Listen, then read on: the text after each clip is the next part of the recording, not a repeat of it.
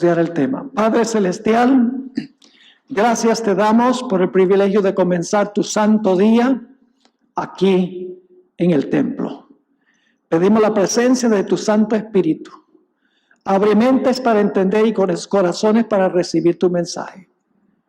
Te lo suplicamos en el nombre precioso, el nombre que es sobre todo nombre, el nombre de Jesús.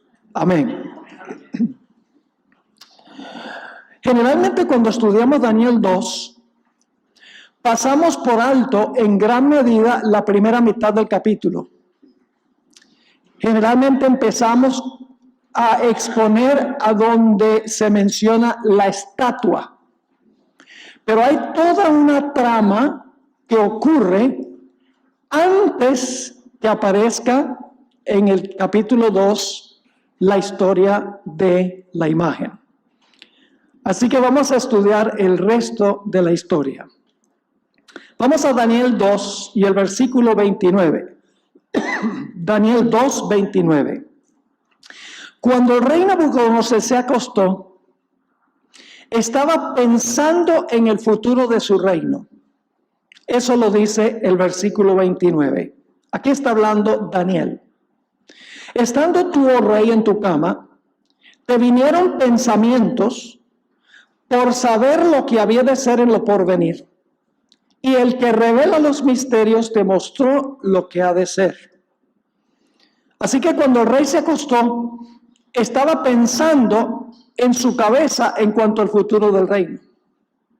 Y Dios leyó sus pensamientos.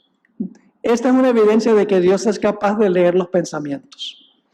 ¿Y cómo lo sabemos? Porque en Daniel 2 y el versículo 1, al comienzo del capítulo, dice: en el segundo año del reinado de Nabucodonosor, tuvo Nabucodonosor sueños y se perturbó su espíritu y se le fue el sueño.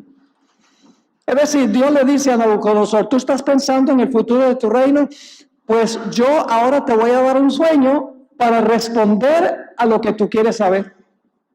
Y así que Dios le da al rey Nabucodonosor un sueño para que él sepa lo que va a ocurrir en el futuro. Pero luego algo interesante sucede. Y es que el que le reveló el sueño, ahora le oculta el sueño cuando se despierta. ¿Han tenido ustedes alguna vez un sueño a donde cuando se despiertan saben que han soñado, pero no se acuerdan qué? Claro que nuestros sueños no son inspirados. Este fue un sueño que le dio Dios a Nabucodonosor. Y cuando se despertó, lo podemos leer en Daniel 2 y el versículo 3. El rey dice: he tenido un sueño y mi espíritu se ha turbado por saber el sueño.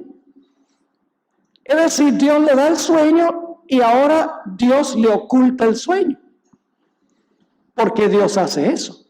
¿Por qué le da a Dios un sueño? Porque sabe lo que está pensando para luego entonces ocultarle el sueño. Hubo una razón muy importante. Y es porque Dios sabía que el rey inmediatamente iba a llamar a los charlatanes para decirle el sueño. Y eso es exactamente lo que ocurrió. En Daniel 2 y el versículo 2 dice: hizo llamar el rey a magos, astrólogos, encantadores y caldeos, para que le explicasen sus sueños. Vinieron pues y se presentaron delante del rey. Dios sabía que el rey iba a llamar a los expertos, a los astrólogos, magos, adivinos, los caldeos, para preguntarles el sueño y lo que significaba el sueño. Dios quería desenmascarar a estos charlatanes. Dios quería demostrar que no es así como uno puede conocer el futuro. Y eso es exactamente lo que hizo Dios. Cuando el rey le dijo a estos charlatanes: yo quiero que ustedes me digan el sueño, los charlatanes dijeron: rey, lo que tú estás pidiendo es completamente injusto. Noten el versículo 10. Los caldeos respondieron delante del rey y dijeron: no hay hombre sobre la tierra que pueda declarar el asunto del rey. Además de esto, ningún rey, príncipe, ni señor preguntó cosas semejantes a ningún mago, ni astrólogo, ni caldeo. Lo que tú estás pidiendo es injusto. Nunca jamás un rey le ha dicho a los expertos del reino que le digan el sueño. La interpretación sí, pues eso se puede inventar, pero el sueño no. Lo que estás pidiendo, rey, es completamente injusto. Y entonces los magos, astrólogos y adivinos dicen algo muy interesante en el versículo 11. Porque el asunto que el rey demanda es difícil. Y no hay quien le pueda declarar al rey, salvo los dioses cuya morada no es con carne. Es decir, los dioses saben cuál es el sueño, pero ellos no moran con carne, a ellos no les interesa revelar nada. Y nosotros pues no tenemos comunicación directa con los dioses. ¿Cuán diferente eran los dioses de los paganos que el Dios del cielo? Los dioses paganos ocultaban, mientras que el Dios de la Biblia revela. Hay un versículo de la Biblia que tiene palabras muy afines a Daniel 2:1, 2:11. La palabra dioses cuya morada no es con la carne. Hay un versículo en el Nuevo Testamento que usa esas tres palabras y contrasta el concepto que tenían los antiguos de los dioses de ellos y el Dios de la Biblia. Juan 1 y el versículo 14, un texto muy bien conocido. Y antes de leer ese versículo, les recuerdo que en Juan 1 y el versículo 1 al 3 dice, en el principio era el verbo y el verbo era con Dios y el verbo era Dios. ¿Quién es ese verbo? Ese verbo es Jesús. Y ahora escuchen lo que dice el versículo 14. Aquel verbo, quien es Dios, llegó a ser carne y habitó entre nosotros y vimos su gloria. Fíjense que los dioses de los paganos, dicen los magos, no habitan con carne, no habitan con los seres humanos. Pero el Dios de la Biblia dice que habitó entre nosotros y vimos su gloria. En la Biblia, Dios es un Dios que revela, Dios no es un Dios que oculta. Y luego entonces el rey, enojado, dice, yo voy a mandar a matar a todos los magos, los astrólogos y adivinos del reino, porque son unos charlatanes. Noten el versículo 12 y el versículo 13. Por esto el rey con ira y con gran enojo mandó que matasen a todos los sabios de Babilonia. Y se publicó el edicto de que los sabios fueran llevados a la muerte, y buscaron a Daniel y a sus compañeros para matarlos. ¿Qué quería Satanás? Satanás quería la muerte de Daniel y sus compañeros. ¿Por qué razón? Porque ya en el capítulo 1 habían demostrado que eran leales a Dios en el asunto de la dieta. Y Satanás dice, estos van a ser un problema aquí. Así que Satanás dice, le dice a Dios, tú me desenmascaraste a los astrólogos y a los adivinos, pues ahora yo voy a dar un edicto a través del rey para matar a estos muchachos que dieron buen testimonio en el reino. Así que los soldados del rey salen y buscan a los magos, astrólogos y adivinos, llegan a donde está Daniel y donde están sus amigos, y Daniel dice, ¿y por qué tan apresurado este decreto del rey? Denme tiempo para que pueda consultar la bola de cristal. No. Espera que llegue la noche para ver si las estrellas revelan el sueño. Rey, dame la palma de la mano. Te leo la palma de la mano para saber qué va a pasar. ¡No!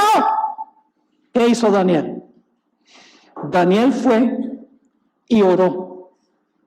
Noten Daniel 2 y el versículo 17 y 18.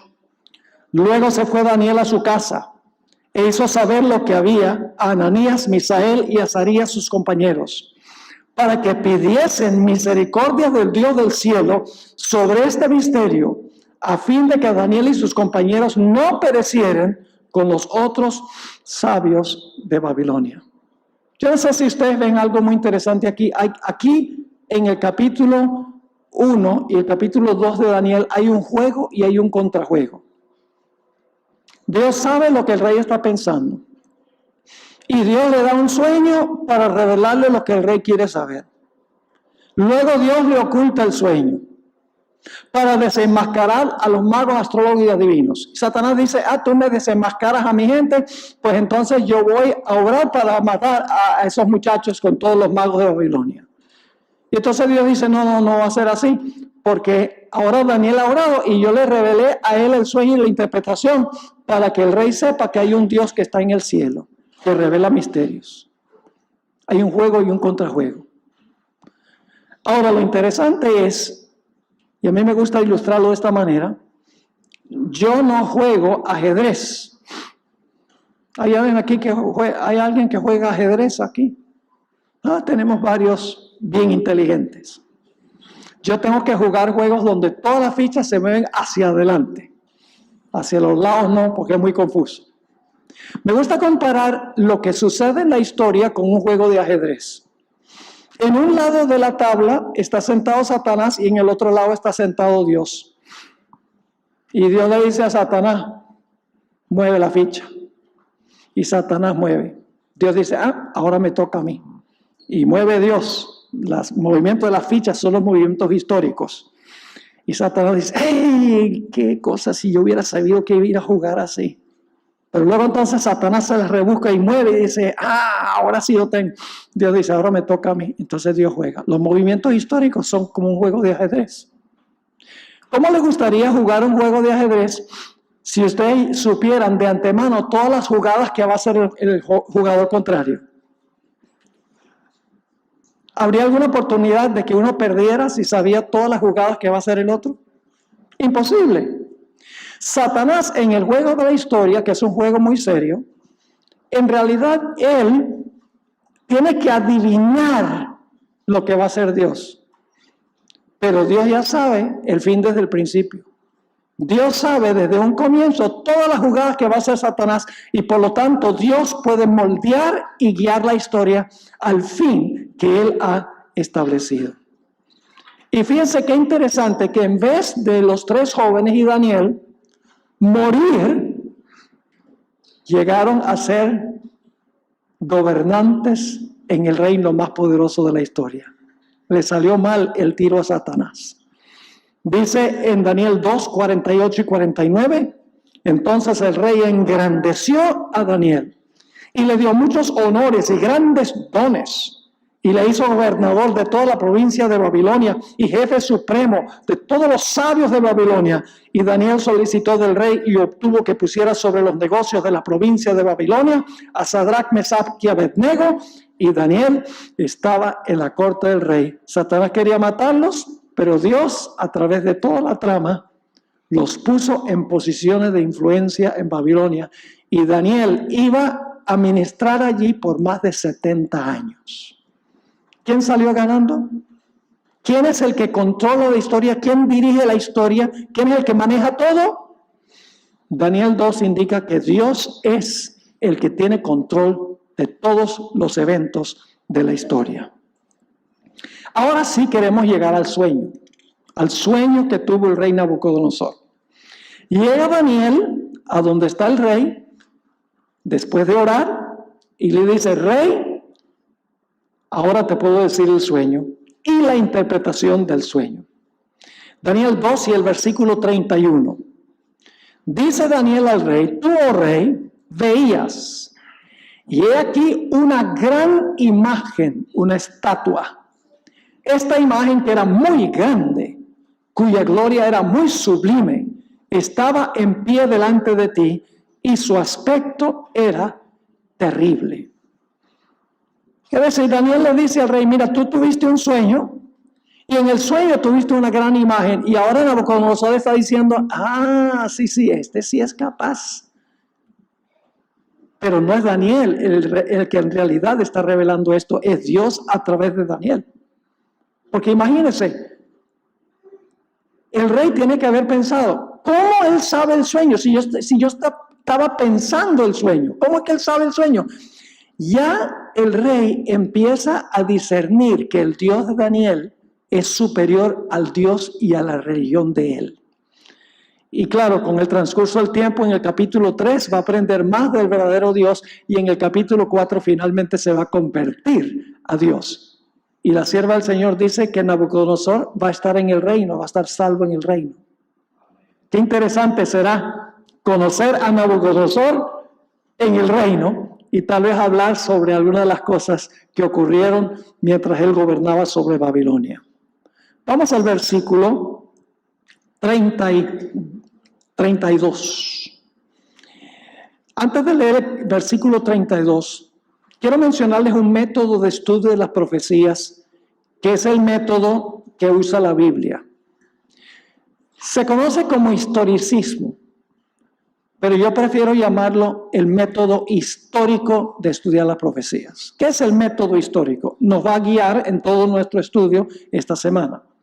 El método histórico es que las cadenas proféticas comienzan en el día cuando el profeta escribió. Ahí comienza la cadena de eventos. Luego viene una secuencia de eventos, un evento tras otro, culminando con el establecimiento del reino eterno de Cristo. Es decir, con el método histórico uno sabe a dónde comienza la cadena de eventos proféticos y a dónde termina la cadena de eventos proféticos y todos los eventos que se encuentran entre el comienzo y el fin.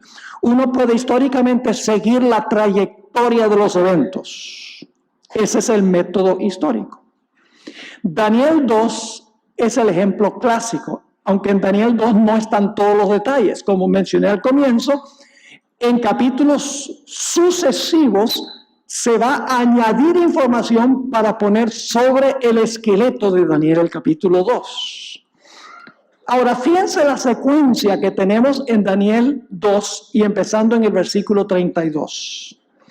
Dice Daniel al rey, la cabeza de esta imagen era de oro fino. Así que la visión comienza con la cabeza. La cabeza era de oro fino. Pero hay un segundo paso. Su pecho y sus brazos de plata. Su vientre y sus muslos de bronce. Sus piernas de hierro. ¿Cuántas etapas llevamos ya? La cabeza, 1, pecho y brazos, 2, muslos, 3, piernas de hierro, 4, y ahora viene el quinto paso. Dice, sus pies en parte de hierro y en parte de barro cocido. Esa es la etapa número 5, en secuencia, en cadena. Pero no termina allí el sueño, porque sigue diciendo, en el versículo 34, estamos mirando hasta que una piedra, ese es el paso número 6, una piedra fue cortada no con mano, e hirió a la imagen en sus pies de hierro y de barro cocido y los desmenuzó. Pueden imaginarse esta piedra pegando en los pies, desmenuza completamente la imagen.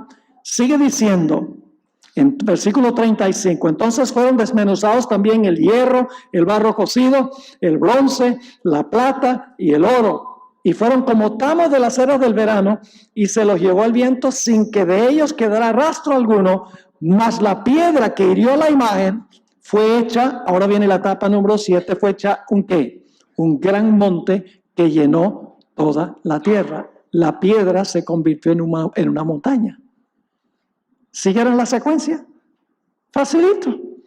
Cabeza de oro, pecho y brazos de plata, vientre de bronce, piernas de hierro, pies de hierro mezclado con barro, luego la piedra pega en los pies, desmenuza y destruye todos los metales, y luego la piedra se convierte en una montaña que cubre toda la tierra. Nos hemos movido, vamos a ver, desde el tiempo de Daniel hasta el momento cuando Cristo establezca su reino eterno. En cadena, sin paréntesis y sin interrupción. Es decir, no es que viene la cabeza de oro y luego pasan 400 años y entonces el reino de plata. No, Los eventos ocurren uno tras otro en sucesión, sin paréntesis, sin interrupción en la secuencia. Ese es un detalle muy importante. Ahora, Daniel no solamente le relató al rey el sueño, sino que también le dio al rey la interpretación o le explicó el significado del sueño. Esa explicación se encuentra en el versículo 37, comenzando en el versículo 37. Ahora, aquí en estos versículos tenemos un mensaje muy importante. Nuevamente, demuestra quién está en control de la historia. Hermanos y hermanas, todos los capítulos de Daniel tienen un tema central. Y ese tema central es que Dios está en control. No Satanás, Dios está en control. En el capítulo 1, Dios está en control. Aunque Daniel y sus amigos van a Babilonia, dice, Dios los entregó en manos del rey. Es decir, fueron a Babilonia cautivos porque Dios lo determinó así. En el capítulo 2, vamos a ver por qué Nabucodonosor era rey, porque Dios lo puso en el trono. En el capítulo 3, cuando el rey quiere incinerar a los 3 jóvenes, Jesús mismo entra al horno y los salva. En el capítulo 4, cuando el rey se llena de soberbia, Dios le dice, así es la cosa, tú eres tan grande, pues te quito la perla de la razón y te vas a portar como un animal. En el capítulo 5, el rey Belsasar está teniendo su banquete, Dios escribe en la P, Mene, mene, tekel uparsin. El reino es quitado de ti y dado a los medos y persas. Dios es el que lo está haciendo. En el capítulo 6, Daniel está en el foso de los leones. El rey indudablemente está triste porque quería mucho a Daniel y entonces entra el ángel del Señor en el foso de los leones y salva a Daniel. En el capítulo 7 hay un cuerno pequeño que hace lo que quiere, persigue a los santos, habla blasfemias contra el Altísimo, pero se sienta el juicio y le es quitado su dominio y su poder. ¿Quién está en control? Solamente he cubierto los primeros 7 capítulos. Pero todos los demás capítulos indican de que Dios está en control de la historia. Dios pone reyes y Dios quita reyes. Dios da sabiduría a los sabios. Dios cambia los tiempos. Ahora, fíjense lo que dice Daniel 2:37. Tú, oh rey, eres rey de reyes. ¿Por qué era rey de reyes Nabucodonosor? Porque el Dios del cielo te ha dado reino, poder, fuerza y majestad. Y donde quiera que habitan hijos de hombres, bestias del campo y aves del cielo, Él los ha entregado en tu mano y Él te ha dado dominio sobre todo. Tú eres aquella cabeza de oro. ¿Por qué estaba Nabucodonosor en el trono? Porque Dios le entregó el trono. ¿Dios también puede quitar el trono? Le quitó el trono a Nabucodonosor en el capítulo 4, que es la clase de escuela sabática que viene creo que el próximo sábado. Sí, lo bajó del trono. Y fíjense qué interesante. 7 años Nabucodonosor le fue quitado el trono. Yo estoy seguro que había rivales que estaban con ganas de quitarle el trono, pero por 7 años Dios le preservó el trono y al final de los 7 años lo volvió a poner en el trono. Dios está en control. Así que, ¿qué representa la cabeza de oro? Representa, dice, tú eres la cabeza de oro, pero obviamente Nabucodonosor gobernaba sobre un reino, el reino de Babilonia. Y sabemos que es un reino porque el siguiente versículo dice, después de ti se levantará otro reino. Así que Nabucodonosor tiene que haber gobernado sobre un reino, porque el siguiente reino dice, otro reino se levanta. Así que, ¿dónde comienza la cadena profética? La cadena profética comienza con Babilonia en los días en que vivía Daniel. Tenemos el punto de comienzo de la cadena profética. Pero luego sigue el versículo 38. Y después de ti se levantará otro reino inferior al tuyo. ¿Se han dado cuenta de la secuencia de los metales? El metal más precioso está en la cabeza, Pero a medida que uno se mueve en el curso de la historia, los materiales se van degenerando, perdiendo valor. Y así es la historia. En el curso de la historia, las naciones van perdiendo su valor moral. Así que dice, después de ti se levantará otro reino inferior al tuyo. ¿Cuál reino fue ese que se levantó después de Babilonia? Ni siquiera hay que ir a los libros de historia. No hay que ir a los libros de historia. Porque en Daniel 5 habla de la escritura en la pared a donde dice, el reino es quitado de ti y dado a los medos y persas. Así que sabemos que el siguiente reino es el reino de los medos y persas. El mismo libro de Daniel lo dice. Así que el segundo reino es el reino de los medo-persas. Y luego dice, un tercer reino de bronce, el cual dominará sobre la tierra. ¿Cuál fue el tercer reino que vino después de Medo-Persia? Fue el reino griego. Ni siquiera hay que ir a la historia para saber eso. Vamos a ver en Daniel 8, que en Daniel 8 se menciona a Grecia por nombre como el siguiente reino. Es decir, el mismo libro de Daniel nos dice que la cabeza de oro representa a Babilonia, el pecho y los brazos de plata representan a Medo-Persia, el vientre representa a Grecia. No hay que ir ni siquiera a los libros de historia. El libro de Daniel identifica los primeros tres reinos. Y claro, identifica también el cuarto reino, porque sabemos después del reino griego, ¿cuál fue el reino? Roma. ¿Ven la importancia de lo que se llama el método histórico? Ahora, nota lo que dice el versículo 40. Versículo 40. Y el cuarto reino será fuerte como hierro. Muy interesante.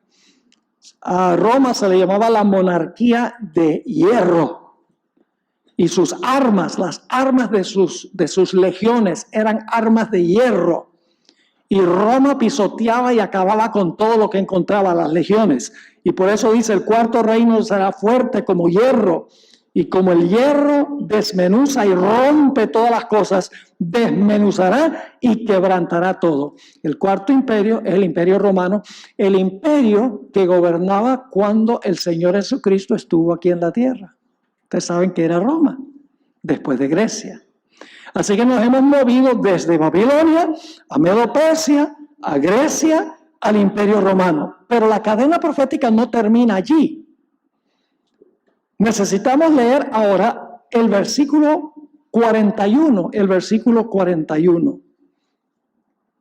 Dice allí, en el versículo 41, y lo que viste de los pies y los dedos. ¿Cuántos dedos tienen dos pies normales?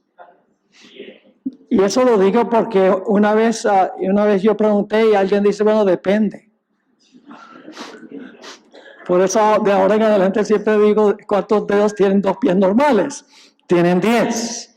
Así que dice, y lo que viste de los pies y los dedos, en parte de barro cocido de alfarero y en parte de hierro, será un reino dividido, un reino que se compone de dos partes. Mas habrá en él algo de la fuerza del hierro, así como viste hierro mezclado con barro cocido. Es decir, ahora llegamos a los pies y en los pies hay una mezcla de hierro y barro. Ahora vamos a examinar eso porque hay algo que yo creo que ni siquiera como adventistas nosotros hemos visto plenamente.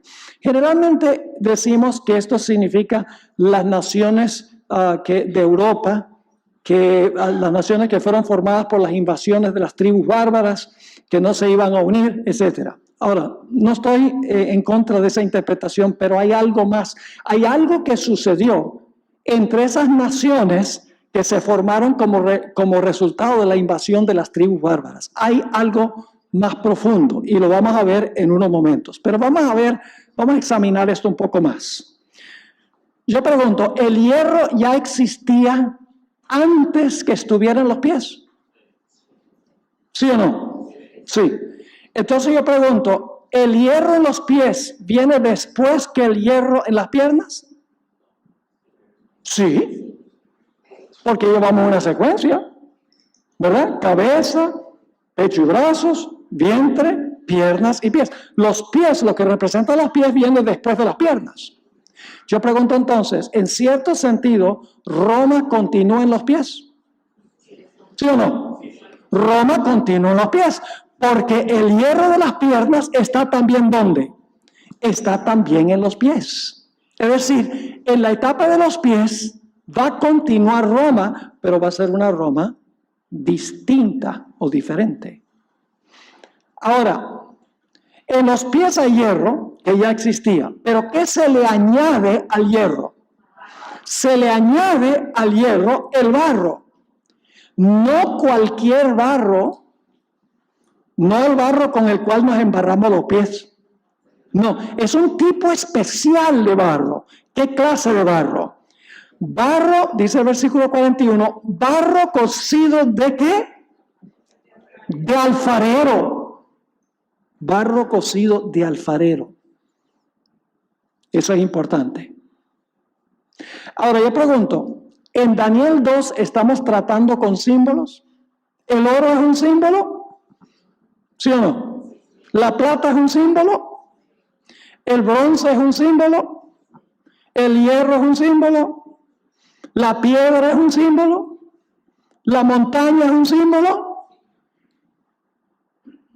¿El barro de alfarero también debe ser un símbolo? Sí, Señor, porque todo lo que está en el capítulo es simbólico. Así que el barro de alfarero debe simbolizar algo, debe representar algo. Sabemos que el hierro en los pies representa el poder político de Roma, es decir, Roma política va a continuar, pero en un estado dividido. Pero ¿qué significa el barro que se le añade al hierro? Bueno, tenemos que dejar que la Biblia se explique a sí misma. Tenemos que ir a otros textos a donde se menciona barro de alfarero. Vamos a Jeremías 18 y el versículo 1 al 6. Jeremías 18 y el versículo 1 al 6. Jeremías vivió poco antes que Daniel y sus compañeros fueran llevados a Babilonia. Y vamos a ver qué representa el barro de alfarero. Dice en el versículo 1, palabra de Jehová que vino a Jeremías diciendo, levántate y vete a la casa del alfarero. Palabra clave. Y allí te haré oír mis palabras. Y descendí a la casa del alfarero. Y he aquí que él trabajaba sobre la rueda. Y la vasija de barro, ahí hay otra palabra clave, es barro de alfarero. Y la vasija de barro que él hacía se echó a perder en su mano y volvió y la hizo ¿qué? Otra vasija, según le pareció mejor hacerla. Ahora paremos un momentico allí. ¿Qué está diciendo Jeremías? ¿Qué está diciéndole Dios a Jeremías? Jeremías escribió inmediatamente antes del cautiverio babilónico. En realidad, Jeremías vivió alrededor del año 621 antes de Cristo. Y para ese tiempo, aunque hubo una reforma de Josías entre Israel, ya era demasiado tarde. Israel iba a ir al cautiverio en Babilonia. Así que lo que quiere decir esto, por la vasija de barro que se arruinó en la mano del alfarero, pero Dios lo hizo otra vasija, significa que el pueblo de Israel iba a ir cautivo a Babilonia, pero después del cautiverio Dios iba a restaurar a su pueblo, iba a restaurar a Israel en su tierra, su templo, etc. Yo pregunto, ¿fue eso exactamente lo que ocurrió? ¿Cómo no? Ahora, esto no es especulación, porque aquí mismo Jeremías da la explicación. Dice en el versículo 6 de Jeremías 18, ¿no podré yo hacer de vosotros como este alfarero, oh casa de Israel? ¿Qué representa el barro de alfarero? La casa de Israel, la iglesia de Dios del Antiguo Testamento, el pueblo de Dios en el Antiguo Testamento. Así que dice, ¿no podré yo hacer de vosotros como este alfarero, oh casa de Israel? Dice Jehová, he aquí que como el barro en la mano del alfarero, así sois vosotros en mi mano, oh casa de Israel. ¿Qué representa entonces el barro de alfarero? Representa al pueblo de Dios, representa a la iglesia. En el Antiguo Testamento era Israel, en el Nuevo Testamento es la iglesia cristiana, que continúa el legado del Israel antiguo. Es decir, aquí captamos que el barro de alfarero representa a la iglesia o representa al pueblo de Dios. Miremos otra forma de captar esto. Vamos a Génesis 2 y el versículo 7. Génesis 2 y el versículo 7. Generalmente usamos este versículo para hablar del estado de los muertos, pero hay una dimensión espiritual aquí también, además de literal. Génesis 2 y el versículo 7, un texto muy bien conocido, dice: entonces Jehová Dios formó al hombre del polvo de la tierra. ¿Qué aspecto del hombre está compuesto de polvo? El cuerpo, ¿verdad que sí? El cuerpo está compuesto de polvo. Así que podemos imaginarnos, Dios crea con sus propias manos el cuerpo de Adán, con todos sus sistemas, con todos sus órganos, etcétera. Pero el cuerpo estaba inerte, el cuerpo estaba sin vida. No podemos decir que el cuerpo estaba muerto, porque no había muerte. El cuerpo estaba inerte, estaba sin vida. ¿Qué le faltaba? Le faltaba la capacidad de respirar. Y entonces sigue diciendo el texto, sigue diciendo aquí el texto, y sopló en su nariz, ¿qué cosa? Aliento de vida, y fue el hombre un ser viviente. Ahora, cuando el espíritu se une al cuerpo de polvo, ¿qué sucede? Todos los sistemas empiezan a funcionar y todos los órganos empiezan a cumplir su función. Porque ahora hay un cuerpo vivo, porque el cuerpo tiene el espíritu. Eso es físicamente, porque el texto está hablando de la creación física. Dios formó al hombre. ¿Y de qué lo formó? ¿Del cuerpo está formado de qué?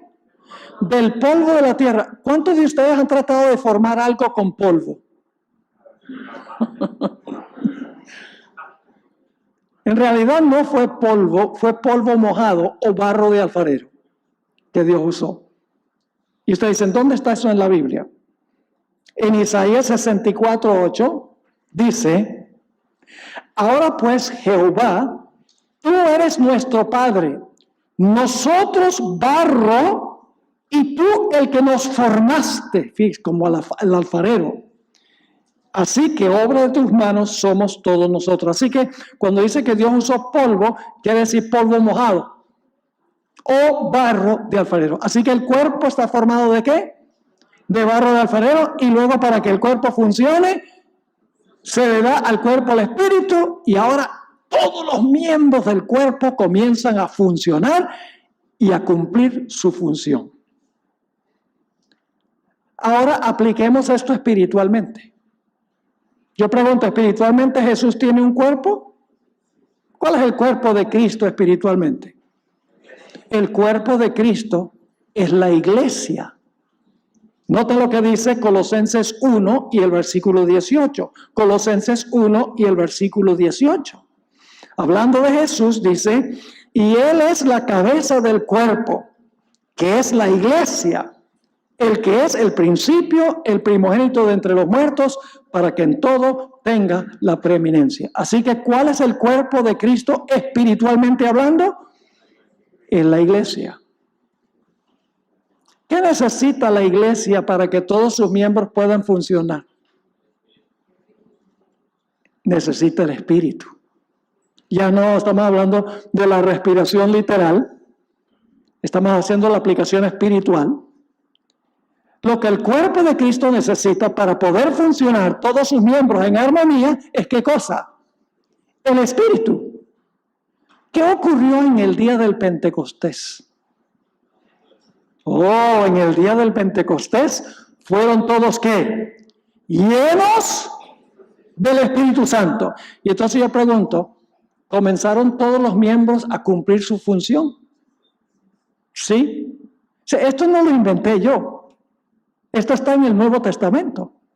El apóstol Pablo en realidad habla de esto. Noten 1 Corintios 12, 12 y 13. 1 Corintios 12 y el versículo 12 y 13. Aquí el apóstol Pablo dice: porque así como el cuerpo es uno y tiene muchos miembros, pero todos los miembros del cuerpo, siendo muchos, son un solo cuerpo, así también Cristo. porque por un solo espíritu fuimos todos bautizados en un cuerpo, sean judíos o griegos, sean esclavos o libres, y a todos se nos dio a beber de un mismo espíritu. Espiritualmente hablando, la iglesia está compuesta de polvo, espiritualmente hablando, de barro de alfarero. Cristo formó su iglesia como creó el cuerpo de Adán.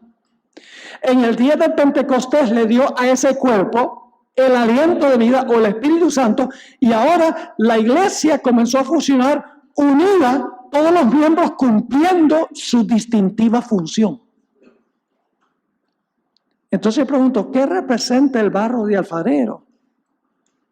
Representa la iglesia. Hay un texto más que quiero que notemos. ¿Recuerdan ese pasaje en Ezequiel 37 del valle de los huesos secos? Todos esos cuerpos tirados en el valle y todos muertos. ¿Y luego qué sucede? Todas las partes del cuerpo se unen y entonces se paran y los cuerpos comienzan a funcionar. ¿Qué representa eso? No tenemos que adivinar, porque en Ezequiel 37 y el versículo 10 y 11 nos dice que representa el valle de todos esos cuerpos muertos a quienes le entra el Espíritu. Ahí nos explica qué es. Dice allí en Ezequiel 37, 10 y 11, y profeticé como me había mandado, y entró espíritu en ellos, en los cuerpos, y vivieron, y estuvieron sobre sus pies, un ejército grande en extremo. Y ahora viene la explicación de lo que significa. Me dijo luego, hijo de hombre, estos huesos son la casa de Israel. ¿Qué representan todos esos huesos y esos cuerpos muertos en el valle? La casa de Israel.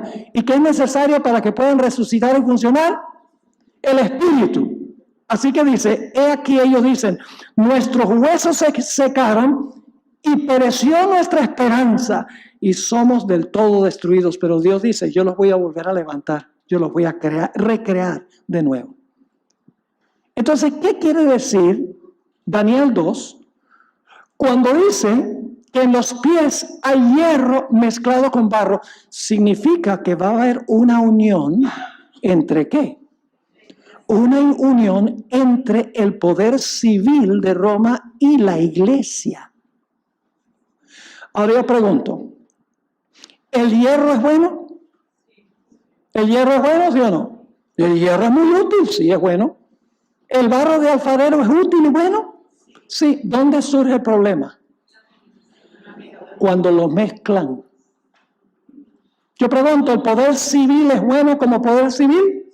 Sí. ¿La iglesia es buena como iglesia? Sí. ¿Dónde surge el problema?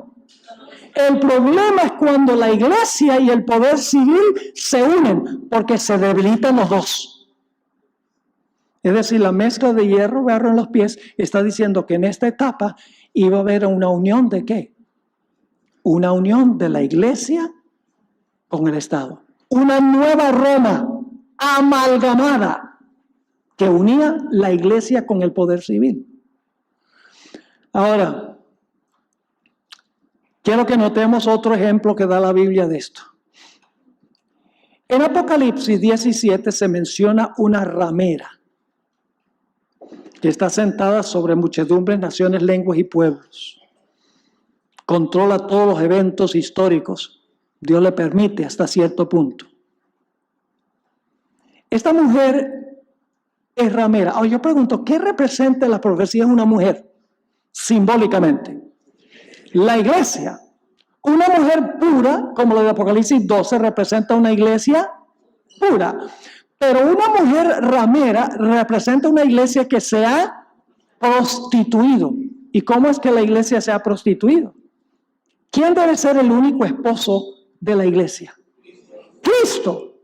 Pero ¿qué sucede cuando la iglesia se une con los poderes civiles en vez de unirse con Cristo? Eso es adulterio. Vamos a leer Apocalipsis 17, 1 y 2. Ya no se habla de unir hierro y barro. Se usa otro simbolismo. Ahora es la ramera, que es la iglesia, uniéndose con los reyes de la tierra, que sería representado por el hierro. Dice en Apocalipsis 17, 1 y 2, vino entonces uno de los 7 ángeles que tenía las 7 copas y habló conmigo diciéndome, ven acá y te mostraré la sentencia contra la gran ramera, la que está sentada sobre muchas aguas. Ahora, ¿cómo se convirtió en ramera? Debía estar solo casada con Cristo, ¿verdad? No, la iglesia no debe estar metida en política, no debe estar metida en esas cosas. Estamos para predicar el evangelio. Ahora, ¿cómo se convirtió en ramera? El versículo 2 dice, con la cual han fornicado los reyes de la tierra. ¿Cómo se tornó esta iglesia fornicaria? Porque tuvo relaciones ¿con qué? Con los poderes civiles de la tierra. Es decir, en la etapa de los pies iba a haber una unión de la iglesia con el poder civil. Ahora, cuando lleguemos a Daniel 7, vamos a ampliar muchísimo esto, muchísimo más, porque cada capítulo de Daniel le agrega detalles a este capítulo fundamental, que es el capítulo 2. Ahora, quiero leerles una cita del Espíritu de Profecía. Lo que yo he presentado no es idea mía. La Biblia presenta esto. Como vimos en Jeremías 18, el asunto de la creación del cuerpo con el espíritu, Ezequiel 37, es decir, tiene base bíblica, pero el Espíritu de Profecía lo confirma. Dice en el comentario bíblico adventista, tomo 7A, página 178, el tomo 7A tiene la compilación de todas las citas de la hermana White en todos los 9 tomos del comentario bíblico. Ella dice lo siguiente: hemos llegado a un tiempo cuando la obra sagrada de Dios está representada por los pies de la imagen, en los cuales el hierro estaba mezclado con el barro cenagoso. Dice ella, hemos llegado a ese tiempo, a los pies de hierro con barro. Y luego escribió lo siguiente: la mezcla de los asuntos de la iglesia con las del Estado se representa con el hierro y el barro. ¿Qué es lo que representa el hierro y el barro? La mezcla de los asuntos de la iglesia con las del Estado. Sigue escribiendo, esa unión está debilitando todo el poder de las iglesias. Porque cuando la iglesia fornica con el poder civil le exige a la iglesia ciertas cosas. Ustedes lo saben. Cuando la iglesia pide ayuda al poder civil, el poder civil dice, me debes. ¿Es así o no es así? Claro que sí. Sigue escribiendo, la mezcla de los asuntos de la iglesia con los del Estado se representa con el hierro y el barro. Esa unión está debilitando todo el poder de las iglesias. Esta aceptación en la iglesia del poder del Estado traerá malos resultados. Los hombres casi han traspasado el límite de la tolerancia de Dios. Han utilizado su fuerza política y se han unido con el papado. ¿Qué es lo que han hecho los poderes civiles? Dice, han utilizado su fuerza política y se han unido con el papado. Pero llegará el tiempo cuando Dios castigará a los que han invalidado su ley y sus malas obras recaerán sobre ellos mismos. En la etapa de los pies entonces iba a continuar el poder civil romano, pero se le iba a añadir otro elemento, el poder religioso unido con el poder civil. Y en el capítulo 7 se va a ampliar este punto mucho más, donde habla de un cuerno pequeño. Pero, gracias a Dios, que el sueño no termina allí. Dios tendrá la última palabra. Nota lo que dice Daniel, el capítulo 2. Y el versículo 34 y el versículo 35. Estaba mirando hasta que una piedra fue cortada, no con mano. Ese detalle es importante, no con mano. ¿Qué significa esa expresión? Mirando hasta una piedra fue cortada, no con mano. Y la Biblia dice que fue cortada de un monte. Fue cortada de un monte sin mano. Ya vamos a ver qué significa eso. E hirió a la imagen en sus pies de hierro y barro cocido y los desmenuzó. Entonces fueron desmenuzados también el hierro, el barro cocido, el bronce, la plata y el oro, y fueron como tamo de las aras del verano, y se los llevó el viento sin que de ellos quedara rastro alguno. Mas la piedra que hirió la imagen fue hecho un gran monte y llenó toda la tierra. ¿Qué representa ese monte que llena toda la tierra? Pues en la explicación, en el versículo 44, está la explicación de lo que significa el monte. Dice, en el versículo 44, en los días de estos reyes, es decir, de los pies, de los 10 dedos, hierro mezclado con barro, en los días de estos reyes, el Dios del cielo levantará un reino que no será jamás destruido. Ni será el reino dejado a otro pueblo, desmenuzará y consumirá a todos estos reinos, pero él permanecerá para siempre. ¿Qué representa la piedra? Cortada no con mano. ¿Y cuál es el monte de donde es cortada la piedra? Analicemos primero la expresión no con mano. Escuchen, hermanos y hermanas, preciosas visitas. Los problemas que tiene este mundo no los arregla nadie en esta tierra. La historia se está degenerando y el mundo se está desmoronando. Los políticos se reúnen, hacen planes, pero ellos no tienen solución para los graves problemas que existen en el mundo. Problemas económicos, problemas de criminalidad, problemas de estilo de vida, problemas de mucha índole. Están buscando soluciones, pero no las pueden solucionar. Demasiado complejo. Todo se está degenerando.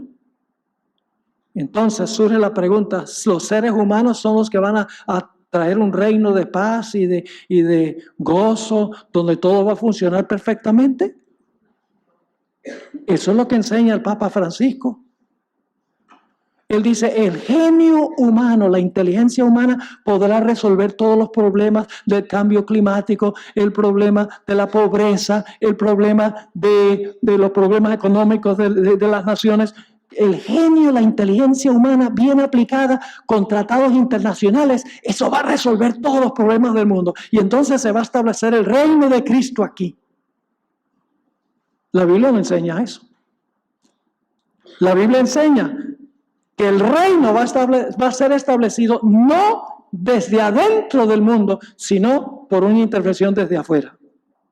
¿Qué significa no con manos? Vamos a Hebreos 9:11. Buscamos en otras partes de la Biblia que usan una expresión similar. La Biblia se explica a sí misma. Es un principio de interpretación adventista. Y es que cuando conseguimos una parte de la Biblia a donde no se explica el símbolo, vamos a otras partes de la Biblia donde sí se explica el símbolo. La Biblia es su propio intérprete. Yo pregunto, ¿quién fue el que inspiró toda la Biblia de comienzo a fin? El Espíritu Santo. Yo pregunto entonces, ¿el Espíritu Santo colocó todo lo necesario en la Biblia para interpretar todo texto de la Biblia? Sí. El Espíritu Santo sabía qué había que colocar en la Biblia para entender cada parte de la Biblia. La Biblia es su propio intérprete, comparando un texto con otro texto. Así que Hebreos 9:11 nos va a ayudar a entender qué significa no con mano. Dice allí, hablando del santuario, yo pregunto, ¿quién construyó el santuario en el desierto? Moisés. ¿Quién construyó el santuario celestial? ¿Fue alguna mano humana que construyó el santuario celestial? No. Noten Hebreos 9:11. Pero estando ya presente Cristo, sumo sacerdote de los bienes venideros, por el más amplio y más perfecto tabernáculo. ¿Cuál es el más amplio y más perfecto de los tabernáculos? ¿El que está ¿dónde? En el cielo. ¿Y qué clase de tabernáculo es ese? Dice, no hecho de manos, es decir, no de esta creación. No hecho de manos significa que no es algo hecho por el hombre, sino por Dios mismo. Yo pregunto, ¿quién le dio el cuerpo glorificado a Jesús cuando resucitó de los muertos? Su Padre le dio su cuerpo glorificado. Noten Marcos 14 y el versículo 58. Marcos 14 y el versículo 58. Dice, estos son los enemigos de Jesús, cuando lo están acusando. Nosotros le hemos oído decir, yo derribaré este templo hecho a mano. Yo pregunto, ¿el Señor Jesucristo nació de una madre, nació con carne humana, sí o no? Sí, vino por proceso de procreación, fue implantado, sí, en el vientre de María, pero nació con un cuerpo mortal, ¿sí o no? ¿Su cuerpo era mortal? ¿Su cuerpo era débil? Sí, su cuerpo era débil. ¿Se cansaba Jesús? Se cansó tanto una vez que estaba durmiendo una tormenta como la que hubo aquí en Barcelona. Y Jesús tranquilo, durmiendo. Imagínense cómo estaría de agotado Jesús. Tremendo. Es decir, el cuerpo con el que nació Jesús era un cuerpo mortal porque murió. Era un cuerpo débil. No tenía la fuerza de la raza original.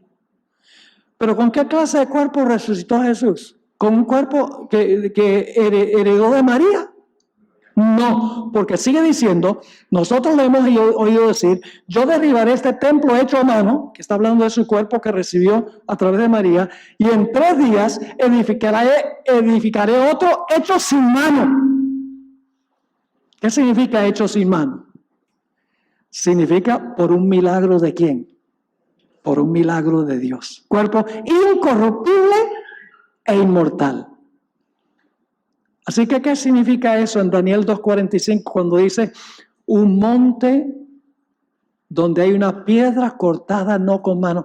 Significa que el clímax de Daniel, el capítulo 2, no es los seres humanos por medio de su inteligencia y su genio y su sabiduría van a resolver todos los problemas de la enfermedad, de la pobreza, el cambio climático, y entonces va a haber una sociedad ideal aquí en la tierra. No.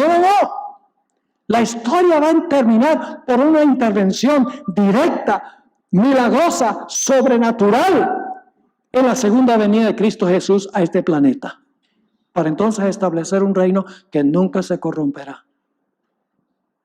¿Quién representa la piedra? A Jesús. ¿De qué monte es cortada la piedra? 1 Pedro 2:6 dice, por lo cual también contiene la Escritura, he aquí pongo en Sión, era monte, en Sión, la piedra principal del ángulo, escogida, preciosa, y que el que creyere en él no será avergonzado. ¿Cómo va a terminar la historia? Va a terminar la historia de una forma sobrenatural, milagrosa, con la intervención de Cristo Jesús en este mundo para establecer su reino eterno. Ahora, haciendo una última aplicación, ¿le quedó claro lo que estudiamos? ¿Ven el método histórico? Yo pregunto, ¿se ha cumplido todo al pie de la letra? ¿Cómo sabía Daniel en el año 605 a.C., cuando fue este evento, 605, 604, ¿cómo sabía él que después de Babilonia iba a haber un Medo-Persia, iba a haber un Grecia, iba a haber un imperio romano, luego el imperio romano se iba a dividir y se iba a unir la iglesia con el poder civil? ¿Cómo sabía Daniel todo eso? Se las adivinó. Solo un Dios que conoce el futuro puede revelar esto. Y lo que Él puede hacer a nivel global, puede hacer también con nuestra vida individual. Cuando esa roca pegue en los reinos de este mundo, va a desmenuzar esos reinos. Pero el Señor Jesucristo hizo una aplicación personal de Daniel 2. Noten lo que dice Mateo 21:44. Mateo 21 y el versículo 44. Esta es la aplicación personal e individual de lo que hace la piedra con la imagen. Dice allí en Mateo 21:44, está hablando Jesús de sí mismo. Y el que cayere sobre esta piedra será quebrantado. Es decir, cuando tú caes sobre Cristo, tu yo, tu egoísmo se quiebra, se rompe. Pero ¿qué sucede si nosotros no caemos sobre la piedra? Sigue diciendo, el que cayere sobre esta piedra será quebrantado, y sobre quien ella cayere le desmenuzará. Es decir, nosotros podemos escoger o caer sobre la piedra para que la piedra quiebre nuestro egoísmo, para que la piedra quiebre nuestra pecaminosidad. Pero si no sucede así, entonces cuando Cristo venga, la piedra caerá sobre nosotros. Como dice en Apocalipsis 6, los impíos van a clamar que las piedras caigan sobre ellos para esconderlos del rostro del Señor Jesucristo. Otra ilustración que usa la Biblia es lo que dijo Juan el Bautista. Juan el Bautista dijo que el Mesías iba a venir y él iba a purificar con fuego. Pero luego dijo, el que no es purificado con el fuego finalmente lo consumirá cuando Jesús venga. Es decir, esta historia no solo tiene que ver con grandes imperios, sino que tiene también una aplicación personal de cada individuo dentro de esos imperios, dentro de esas naciones. Dios nos llama a caer sobre la piedra como sucedió con el rey Nabucodonosor. Nabucodonosor era un hombre orgulloso, altanero, jactancioso, mucho peor que Donald Trump.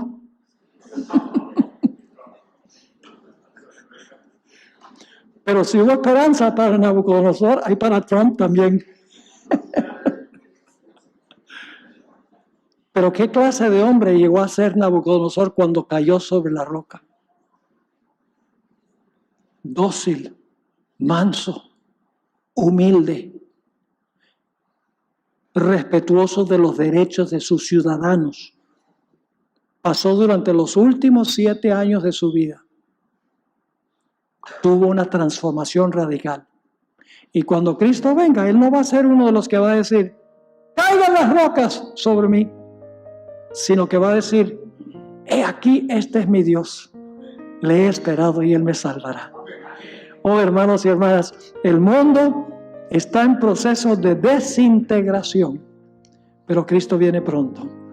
Consagremos nuestras vidas a Él. Entreguémonos cuerpo, alma y espíritu a Él, para que cuando Él venga, podamos recibirlo con brazos abiertos y llegar a ser miembros de su reino por los siglos de la eternidad. Oremos. Padre Celestial, gracias te damos por esta maravillosa profecía que nos inspira seguridad de que tú estás en control de la historia. Si todo se ha cumplido al pie de la letra, el último evento también se va a cumplir. Y como es el evento último y la mayoría de esta profecía se ha cumplido ya, creemos que el cumplimiento final ocurrirá muy pronto. Ayúdanos, Señor, a estar listos, a echar a un lado todo estorbo, todo obstáculo que impide nuestra relación con Jesús. Nos consagramos a ti totalmente. Gracias por habernos acompañado. Pedimos, Señor, que bendigas los estudios durante todo el transcurso de esta semana. Te lo imploramos en el precioso nombre de Cristo, nuestro Salvador. Amén. Amén.